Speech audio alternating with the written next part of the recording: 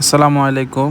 আজকে আপনাদের সাথে শেয়ার করব আমলা খাওয়ার কি কি উপকারিতা, আমলা কেন খাবেন।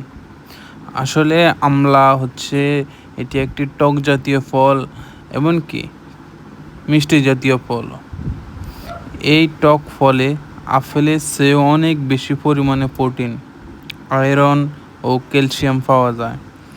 শুধু এগুলো নয়, আমরা মিলে ভিটামিন সি, ক্যালসিয়াম, আয়রন আরও অনেক উপকারী উপাদান। তাই আমরা মৌসুমে নিয়মিত ফলটি খেতে ভুলবেন না। জেনে নিন আমরা খাওয়া দারুণ সব উপকারিতা সম্পর্কে।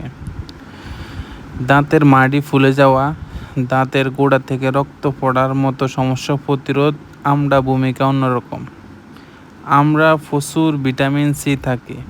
এই ভিটামিন শরীরের রোগ প্রতিরোধ ক্ষমতা বাড়াতে সাহায্য করে, হাড় ও দাঁতের গঠনে সহায়তা করে।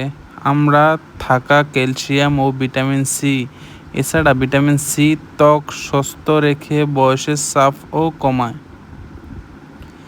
আমরা খেলে মুখের রুচি বাড়ে, দূর হয় বমি বমি ভাব।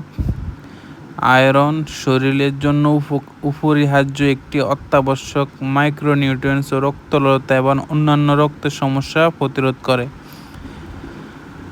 আমরা সোডিয়াম নেই, এতে ভিটামিন কে থাকে অন্য, যা হাড় মজবুত করতে সহায়তা করে।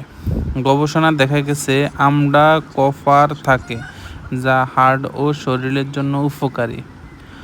আমরা পিত্তনাশক ও কফনাশক। থিয়ামিন নামে একটি উপাদান থাকে আমরা, যা মাংসপেশি গঠনের ভূমিকা রাখে।